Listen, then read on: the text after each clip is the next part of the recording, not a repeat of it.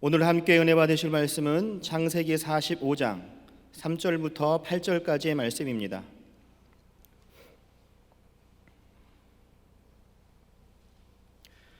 창세기 45장 3절부터 8절까지의 말씀을 함께 합독하시겠습니다. 요셉이 그 형들에게 이르되 나는 요셉이라 내 아버지께서 아직 살아 계시니까 형들이 그 앞에서 놀라서 대답하지 못하더라. 요셉이 형들에게 이르되 내게로 가까이 오소서. 그들이 가까이 가니 이르되 나는 당신들의 아우 요셉이니 당신들이 애굽에 판 자라. 당신들이 나를 이곳에 팔았다고 해서 근심하지 마소서. 한탄하지 마소서. 하나님이 생명을 구원하시려고 나를 당신들보다 먼저 보내셨나이다. 이 땅에 2년 동안 흉령이 들었으나 아직 5년은 밭갈이도 못하고 추수도 못할지라.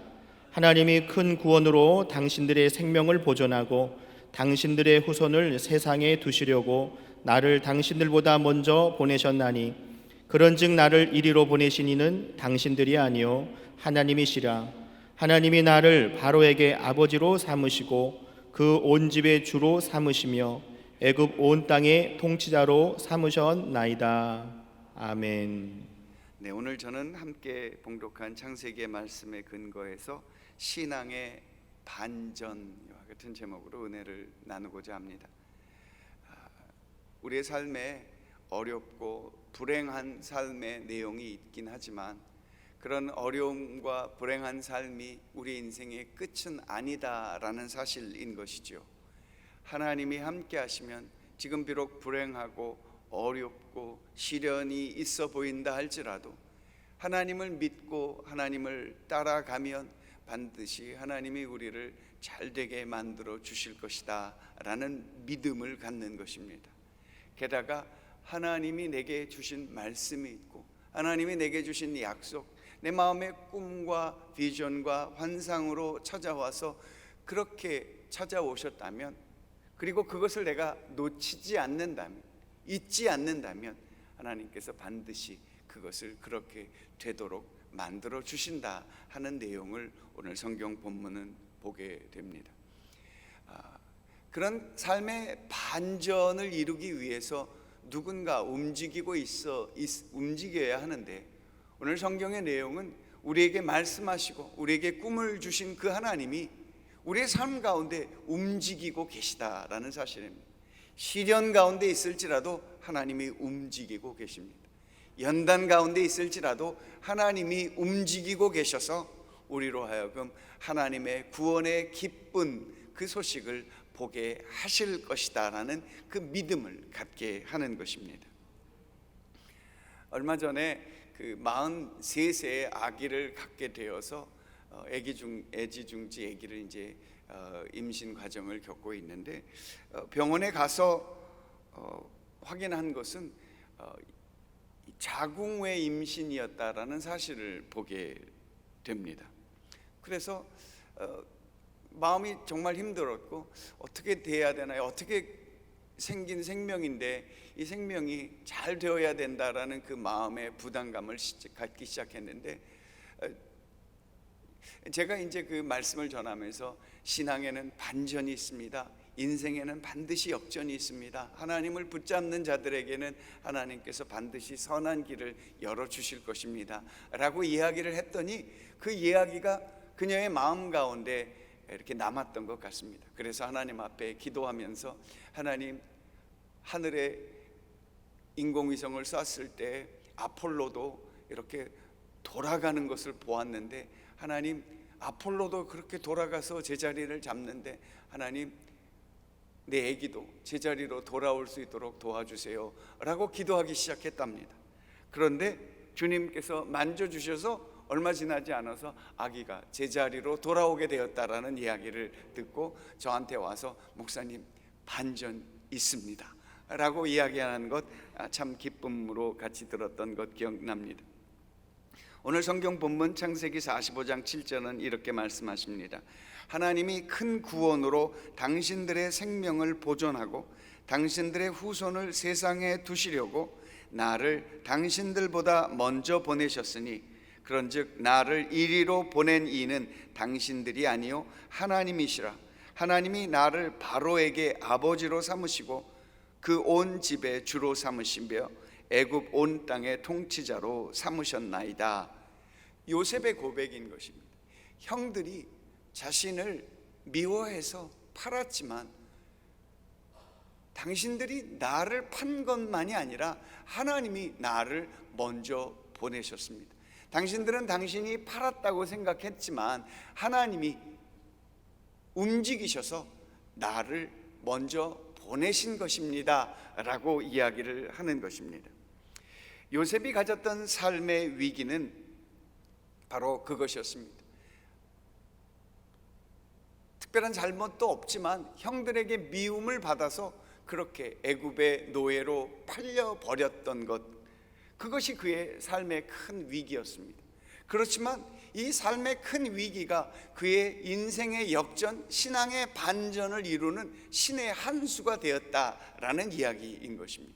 하나님이 역사하여 주시면 우리의 삶에 처절하고 어려운 과정 가운데 놓여 있다 할지라도 하나님이 움직이시면 우리를 그 수렁에서 건져주시고 우리의 발을 반석 위에 세워주시는 하나님이 계시다라는 것을 믿어야 할 것입니다. 오히려 그 고난과 위기가 우리의 삶에 하나님의 영광을 드러내는 바로 그 통로가 되었음을 고백하는 것입니다. 그 어려웠던 그 위기와 그 시련이 오히려 하나님의 예비하신 구원의 계획이 되었으니 오늘 주신 말씀처럼 당신들의 생명을 보존하고 당신들의 후손을 세상에 두시려고 주님께서 역사하셨다라고 고백하고 있는 것입니다. 다시 말해서 우리의 삶의 어려움이 비극으로 다가오는 것 같기는 하지만 야훼 하나님을 향한 신앙, 그 믿음을 견고하게 끝까지 붙잡을 수 있다면 주님께서 우리의 비극을 넘어선 그 비극이 축복과 은혜가 되도록 만들어 주신다는 것이 바로 신앙의 반전인 것입니다. 신앙의 반전은 바로 하나님이 움직이신다라는 고백입니다. 하나님이 행하신다라는 그런 절대 신앙의 고백인 것입니다.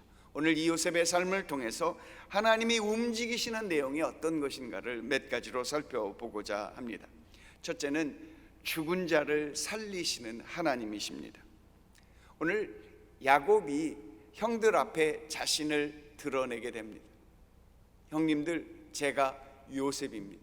형들은 깜짝 놀랐을 것입니다. 죽은 줄로 알았던 10여 년이 지났으니 당연히 죽은 줄로 알았고, 게다가 그들의 앞에 그 애굽의 총리라고 했던 그가 요셉일 것이라고는 꿈에도 상상도 못했던 일일 것입니다. 그냥 죽었던 그 아들이, 동생이 그들 앞에 살아나는 것입니다. 오늘 요셉은 형들에게 그 아비가 잘 계시느냐고 이야기를 합니다. 깜짝 놀랐습니다. 우리 아비를 어떻게 아나? 나중에 자신이 요셉임을 드러내면서 아비 야곱을 데려오도록 이야기합니다. 아비 야곱도 깜짝 놀랐습니다. 그 잃어버렸던 요셉, 죽었다고 생각했던 요셉이 다시 그 앞에 살아났으니 이게 얼마나 놀라 자빠질 일이 아닐 수가 없는 것입니다. 그런데 오늘 요셉이 이 애굽으로 노예로 팔려간 것은 이 가뭄으로 인해서 죽어가고 있는, 살 길이 없는 그 가나안에서 야곱 일족을 꺼내올 수 있는 그런 하나님의 기회가 되었던 것이니, 요셉의 이야기처럼 하나님께서 이 야곱의 일가를 살리시고, 더 나아가서 이 야곱의 일가를 통해서 하나님이 구원의 계획을 이루기 위하여 야곱 일가를 애굽에서 잘 살게 하시는 하나님의 계획이었음을 알게 되는 것입니다. 하나님은 죽은 자를 살리시는 하나님이신 것입니다. 오늘 5절의 말씀처럼 나를 당신들보다 먼저 보내셨다. 요셉은 그의 처절했던 상황조차 하나님이 움직이셨고 하나님이 행하셨음을, 그 하나님의 신의 한 수가 그의 삶 가운데 따르고 있음을 그 마음 가운데 신앙으로 고백하고 있는 것입니다. 예수 그리스도께서 십자가에 죽으신 것, 참으로 비극이 아닐 수 없었습니다. 따르는 제자들뿐만 아니라 예수 그리스도를 사랑했던 많은 여인들은 그 예수의 십자가의 죽음에 말할 수 없는 애통함으로 울었던 것입니다. 고귀하고 아름답고 가난한 자들을 사랑했고 또 애통한 자들과 함께 애통했던 그분이, 이런 분들이 오래 살아서 정말 아름다운 하나님의 일을 이 땅 가운데 펼치고 그분이 그렇게 얘기했던 하나님의 나라가 이루어지는 것을 기대했는데 어찌하여 저 예수 그리스도가 죄도 없이 그 정치적인 음모에 휘말려서 죽을 수밖에 없었는가 하는 사실을 애통해 했습니다.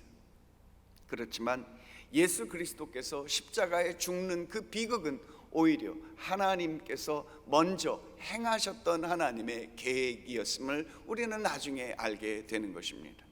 우리가 눈으로 보아도 이해 못하고 귀로 들어도 이해 못하는 것은 우리가 하나님이 아니시기 때문인 것입니다. 하나님은 우리의 생각, 우리의 구하는 것을 넘어서서 비록 지금 어려움과 지금 위기를 지나가고 있고 비록 내가 만나고 직면한 것이 비극일지라도 하나님은 계획하신 것이 있어 그 비극을 넘어서 그 비극이 구원이 되고 생명이 되고 하나님의 생명의 길이 되는 것을 예비하고 있는 것입니다. 우리가 알고 있는 이 성경은 바로 그런 반전의 스토리들입니다. 성경에 나오는 모든 인물들은 그렇게 삶의 어려움과 시련과 그 연단 속에서도 하나님을 바라봤던 사람들, 그 하나님을 바라봤던 사람들이 경험하는 하나님의 놀라운 축복을 이야기하고 있습니다. 사무엘의 상에서 잘 알고 있는 한나라는 여인이 그랬습니다. 그 여인은 그 애통함이 말할 수 없었습니다. 애통함뿐만 아니라 그 마음이 격분이 되어 그의 삶을 다스릴 수 없을 정도로, 자신의 삶을 영위할 수 없을 정도로 어떻게 보면 그 자식 없음으로 인하여 그 인생이 피폐해졌습니다. 남편의 사랑조차도 별로 관심이 없고 그녀의 마음속에 있는 애통함과 그 격분함을 다스릴 길이 없어 그녀는 오히려 하나님의 성전에서 밤낮으로 그렇게 하나님 앞에 금식하며 기도했던 여인이었습니다. 애통함의 상징이었습니다. 소망이 없음의 절망의 상징이었습니다. 살아가는 삶에 기쁨이 없는 그런 불행함의 상징이었습니다. 그러나 어느 날 그가 하나님 앞에 기도할 때 오히려 그 옆에 있던 제사장이 그녀를 오해하고 기도하는 것을 오히려 술 취했다고 이야기를 하는 그 사건을 통해서 반전이 일어나게 됐습니다. 엘리 제사장이 자기가 잘못 알았던 것을 발견하고 그 여인에게 오히려 축복의 말씀을 전하게 됩니다. 내가 기도하여 구한 것을 허락하시기를 원하노라. 여러분, 엘리 제사장은 그 당시에 그렇게 영적으로 탁월한 사람은 아니었습니다. 그의 자녀들도 제대로 가늠하지 못했을 뿐만 아니라 이 어두움의 시대를 다스릴 수 있는 지도력이 상실되었던 어두움의 그런 그 시대 상황을 그대로 반영하고 있었습니다. 사무엘을 하나님께서 사무엘아 부르셨을 때 엘리 제사장이 못 알아들었다지 않습니까? 어린 사무엘도 알아듣는데 그 옆에 있는 제사장이 못 알아들을 정도였으니 제사장이 이 한나를 향해서 내가 기도하여 구한 것을 허락하시기를 원하노라, 이 말씀에 얼마만한 영적인 권위가 함축되어 있는지 의심이 될 정도일 수도 있는 것입니다. 그렇지만 이 한나는 그 시로라기 같은 그 아무것도 아닌 바람에 날려가는 것과 같은 그 말씀을 붙잡는 그 믿음으로 그 말씀을 붙잡았습니다. 그래서 성경은 그 말씀을 붙잡고 아멘으로 하나님 앞에 나아가 얼굴에 다시는 근심빛이 없었더라고 성경은 이야기하고 있습니다. 결과는 어떻게 됩니까? 얼굴에 근심빛이 없어 이제 성전에서 기도하는 것을 멈추고 집으로 돌아가서 정상적인 삶을 영위했고, 그 얼굴에 근심빛이 없었다, 다시 말해서 얼굴에 이 말씀이 내 삶 가운데 이루어질 것을 믿고 그렇게 하루하루를 소망과 기쁨으로 살았으니 하나님께서 그녀에게 아이를 허락해 주셨던 것입니다. 말씀이 이루어지는 신앙의 반전을 경험하게 되었으니 이 한나가 낳은 아들의 이름이 바로 사무엘, 이스라엘의 새로운 역사를 이루는 그 아들이 됐던 것입니다. 사랑하는 여러분, 하나님은 죽은 자를 살리시는 하나님이신 것입니다. 둘째로 우리 하나님이 우리 삶 가운데 움직이셔서 우리로 하여금 어려움과 시련이 우리 인생의 끝이 아님을 말씀하고 계시는 하나님은 바로 잃은 것을 회복시키시는 하나님이신 것입니다. 어떤 하나님이시라고요? 잃은 것을 다 회복시켜 주시는 하나님이신 것입니다. 요셉은 그가 노예로 팔려가며 그의 삶 가운데 있는 모든 것을 잃어버린 줄 알았습니다. 아비의 그 뜨거웠던 사랑도 잃어버렸습니다.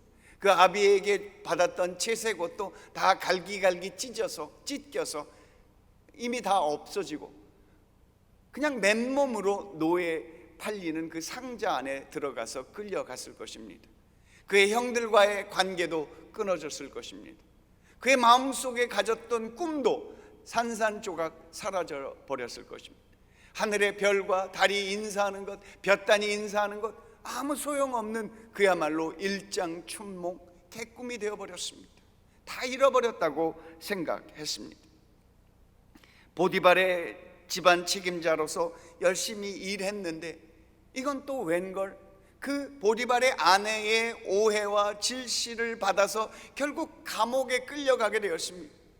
총무로 그 보디발의 집에서 총무로서 그 집안일을 다 관할하는 그 자리에 앉기까지 일개 노예가 얼마나 열심히 일했고 또 얼마나 좋은 기회를 얻어서 그 자리에 앉게 되었는가. 먹을 것, 입을 것, 살아가는 것, 정말 부끄러울 것 없는 노예 중에서 가장 최고의 역할이었는데 그나마 그렇게 살던 기쁨도 한순간에 싹 또 날아가 버렸습니다. 어떻게 인생이 이렇게 꼬여도 계속 꼬일 수 있을까? 어려울 때 또 새로운 어려운 일이 다가오는 것을 설상가상이라고 그럽니다. 아니, 어려울 때는 왜 그렇게 어려움이 함께 몰려올까? 하나님 왜 나한테 이러세요? 하나님 정말 왜 이러신 거예요? 내가 뭘 그렇게 잘못했다고? 아마 요셉은 우리가 간혹 그렇게 고백하고 독백처럼 외치는 그런 고백이 그의 입술 가운데 많이 있었을 것 같습니다. 다 잃어버렸습니다. 그의 권위도 잃어버렸습니다. 그의 명예도 잃어버렸습니다. 사람들이 수군수군 됩니다. 그렇게 주인이 잘해줬더니 글쎄 주인 댁을 넘봤대 라는 그 오해와 그 모함과 음모 속에서 또다시 손에 그 포승이 묶여서 끌려가는 그의 모습, 트라우마, 마음의 아픔이 그의 마음속에 일어났을 것입니다. 감옥에서 그래도 또 최선을 다해서 감옥에서도 또 총무가 됐지 않습니까? 이 운명의 장난이 어떻게 이렇게 계속될 수 있습니까? 마음이 불안했을지도 모릅니다. 그러나 감옥에서 다가왔던 떡장관, 술장관의 꿈을 해석해 주면서 이 술장관이 그래도 나가서 잘 됐다지 않습니까? 돌아가서 왕궁으로 회복되어 왕궁으로 전직이 회복되어 그가 돌아갔으면 내가 너를 기억해 주겠다 하는 그 말이 요셉의 귀에 맴돌았을 것입니다. 한 주가 지나가고 한 달이 지나가고 아니 어찌하여 답이 없단 말인가? 감옥에 들어오는 또 다른 왕궁의 관료들의 그 이야기를 들어보면 네가 해석해 준 그 사람이 다시 전직이 회복되어 왕 옆에 비서로 일하고 있대. 그 얘기가 오히려 그의 마음을 더 힘들게 만드는 것이었습니다. 하나님이 이 마지막 기회도 없애시는가 하는 그 마음의 그 아픔과 그 서러움이, 그 아픔의 시련이 그의 마음속에 쌓여지게 되었습니다. 요셉은 어떻게 보면 그의 삶 가운데 어려움이 이렇게 많은 인간이 있을까? 어려움이 많은 이런 사람이 있을까? 오히려 요셉이 우리 가운데 성경에 기록된 것은 우리를 향한 하나님의 말할 수 없는 위로의 모델이 되는 줄 믿습니다. 요셉과 같은 사람도 하나님이 반전시켜 주셨는데 좀 더 기다려봐. 어려움이 있다면 그 어려움을 주께서 역전시켜 주시면 오히려 어려웠던 만큼 더 잘 될 거야 라는 그 하나님의 외침이 오늘 이 창세기를 통해서 우리에게 들려지는 줄 믿습니다. 오늘 8절은, 성경 8절은 그렇게 말씀하십니다. 하나님이 나를 바로의 아버지로 삼으셨다라고 얘기합니다.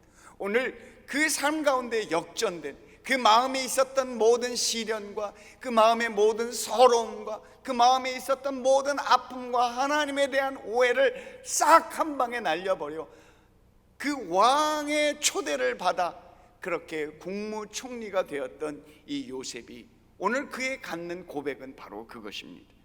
하나님이 나를 바로의 아버지로 삼으셨다.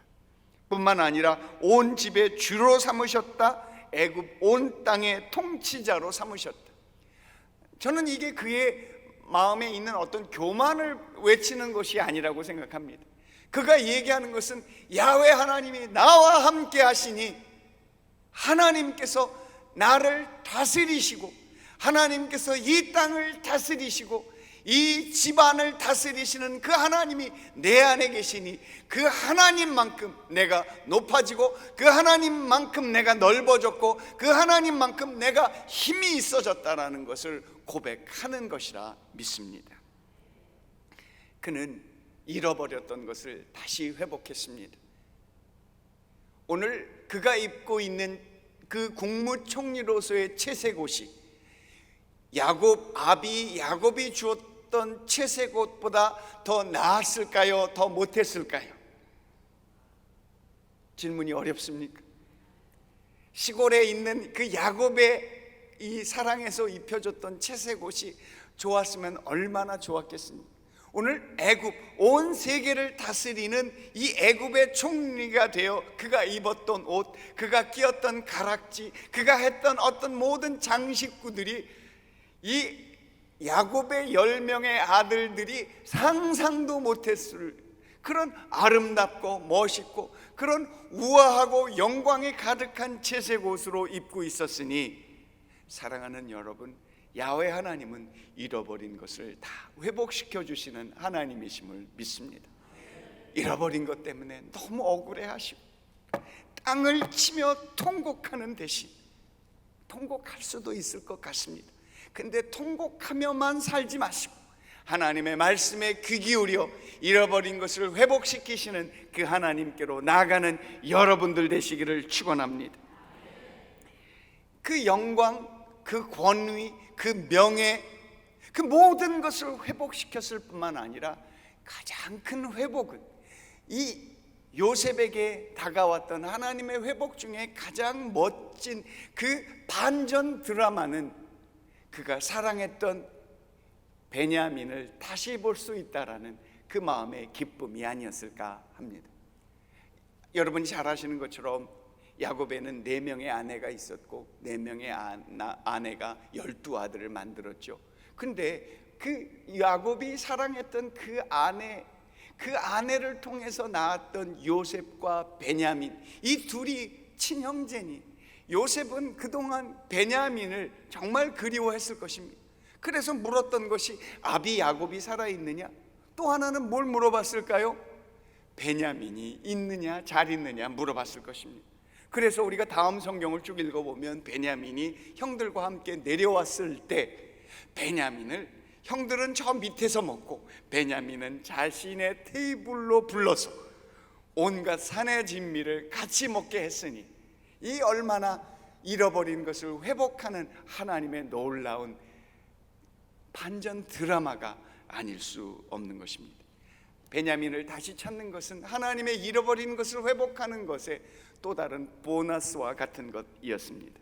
사랑하는 여러분, 하나님께서 여러분 잃어버린 것들을 다 회복시키시고 더 풍성한 은혜를 예비하시는 하나님이심을 믿습니다.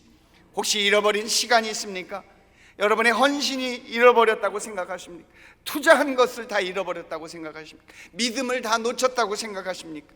주님 앞에 드렸던 그 믿음, 주님 앞에 드렸던 그 헌신, 주님 앞에 드렸던 그 마음을 주님께서 기억해 주시고 우리가 그것을 가지고 주님 앞에 나갈 수만 있다면 주님께서 잃어버린 그대로 다 회복시켜 주실 줄 믿습니다. 셋째로, 움직이시는 하나님, 반전을 이루시는 하나님은 해를 선으로 바꾸시는 하나님이심을 보게 됩니다. 아비 야곱이 죽은 후에, 오늘 이 본문에서 넘어서 창세기 50장에 들어가면 아비 야곱이 죽은 후에 일어난 일들이 기록되어 있습니다. 아비 야곱이 죽었으니 10명의 형들, 왜 10명? 12명 중에 베냐민과 요셉을 제외한 그 10명의 형들이, 요셉과 베냐민이 다 막내니까 말이죠. 이 10명의 형들이 얼마나 마음에 불안했을까 하는 것이죠. 아비가 살아있을 때는 그래도 자신들의 목숨이 보존되었는데, 이제 아비가 죽고 나면 형들이, 이 요셉이 팔을 걷고 형님들 저를 보내셨던 때를 기억하십니까? 라고 한마디 던지면 사시나무 떨듯이 떨 수밖에 없는 그 형들이었습니다. 지금 요셉은 한 나라, 온 세계를 다스리는 그 권세와 그 능력을 갖고 있고, 요셉의 형들은 아무것도 아닌 존재들, 아무것도 아닌 것들이 그렇게 요셉, 하나님이 높이실 사람을 그렇게 구백했으니 얼마나 떨고 있겠습니까? 창세기 50장 15절은 이렇게 이야기합니다. 요셉의 형들이 그들의 아버지가 죽었음을 보고 말하되, 요셉이 혹시 우리를 미워하여 우리가 그에게 행한 모든 악을 다 갚지나 아니할까 하고, 그래서 미리 나서서 선제빵을 날립니다. 다들 엎드려서, 10명의 형들이 요셉 앞에 엎드려서 우리의 허물과 죄를 용서하여 주옵소서. 동생님, 우리는 당신의 종들입니다. 형들이 당신의 종들이라고 그런. 여러분, 제가 3형제 중에 막내입니다. 이 얘기를 들을 때 얼마나 마음에 감동이 있는지 모릅니다. 고등학교 교복 제대로 새거 입어보지 못했던 그 마음의 서로, 꼭 형들을 위해서 먹을 것 남겨놨는데, 그 먹을 것 남겨놨는데 나는 안 줘. 그리고 형들을 위해서 남겨놓은 먹은 것이 곰팡이를 쓸어도 그냥 나가. 형들이 바빠서 못 먹었던. 근데 나는 그 곰팡이 썬 거를 마음의 서러움으로 바라봤어요. 그런데 하나님께서 놀랍게 역사하여 주셔서, 거기까지만 하겠습니다. 이 마음의 이 요셉의 그 형들의 모습을 통해서 정말 그들이 마음에 이렇게 겸손해질 수 있습니까? 자신의 생명이 달려 있으니 겸손할 수밖에 없었죠. 50장 19절에 요셉의 대답이 기가 막힙니다. 두려워하지 마소서, 내가 하나님을 대신하리이까. 한 번 더 읽겠습니다. 두려워하지 마소서, 내가 하나님을 대신하리이까. 그 어려움 속에서, 그 시련 속에서 하나님과 더불어 동행했던 야곱의 삶은 그렇게 하나님 앞에 푹 잘 익은 호박과 같이 그렇게 푸근하고 따뜻하고 맛있게 농익었던 그 성숙함이 보여지는 것입니다. 그 성숙함의 절정은 그의 잘남이 아니라 하나님께서 나를 먼저 보내셨고, 하나님께서 오늘 이 자리에 있게 하신 것 하나님이십니다 라고 고백하는 그의 모습, 바로 하나님이 움직이셨음을 인정하는 그의 모습인 것입니다. 그리고 그는 계속해서 이렇게 이야기합니다. 창세기 50장 20절, 당신들을 나를 해하려 하였으나 하나님이 그것을 선으로 바꾸셨다라고 이야기합니다. 분명히 짚고 넘어가는 부분도 있습니다. 당신들은 나를 해하려 하였으나 하나님은 그것을 선으로 바꿔 주셨다. 사랑하는 여러분, 우리 하나님은 해를 선으로 바꾸시는 하나님이심을 믿습니다. 우리의 삶 가운데 살면서 당한 아픔, 당한 그 고통, 다른 사람의 해로 인해서 받았던 그 아픔이 얼마나 마음에 쌓여 있겠습니까? 게다가 형들이 그렇게 그를 보내버렸던 그 모습, 형 팔려갈 때 형 나를 보내지 마라고 그 외치는 그 외침을 형들은 그대로 무시했던 것, 그거 얼마나 마음속에 아픔으로 남아 있었겠습니까? 보디발에게 그 오해받았을 때 얼마나 마음에 아픔이 쌓여 있겠습니까? 술장관이 그를 기억하지 못했고 그렇게 세월이 그렇게 지나갔을 때 얼마나 마음에 서러움과 아픔이 쌓여 있겠습니까? 그렇지만 하나님은 그 해를 선으로 바꿔 주셨습니다.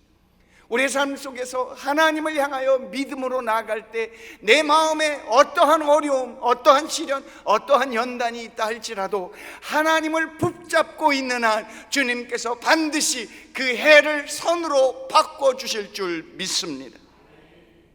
심지어는 원수의 목전에서 상을 베푸시는 하나님이심을 다윗 시편의 23편을 통해서 오늘 우리들에게 말씀하고 있는 것입니다. 원수 갚는 것이 내게 있다 말씀하시는 것입니다. 하나님께 맡겼을 때 하나님께서 그 모든 일들을 선으로 바꿔주시사 원수의 목전에서 상을 베풀어 주시는 그 하나님을 경험하게 되는 것입니다. 말씀을 마무리 짓겠습니다. 오늘 저는 신앙의 반전을 이야기했습니다. 신앙의 반전은 살아계신 하나님에 대한 절대 신앙이 있어야 함을 보게 됩니다. 살아계신 하나님, 내 삶 가운데 움직이시는 하나님, 비록 내 눈에 잡히지 않고 내 손에 잡히지 않고 내 눈에 보이지 않고 귀에 들리지 않는다 할지라도 하나님이 내 삶 가운데 역사하고 계심을 믿습니다. 하나님께서는 죽은 자를 살리시는 하나님이십니다. 없는 것을 있는 것처럼 부르시는 하나님이십니다. 우리의 삶 가운데 신앙의 역전, 인생의 역전, 신앙의 반전을 통해서 하나님의 하나님 되심을 나타내시고 하나님을 따르는 모든 사람들에게 합력하여 선을 이루게 하시는 그 하나님이심을 믿습니다.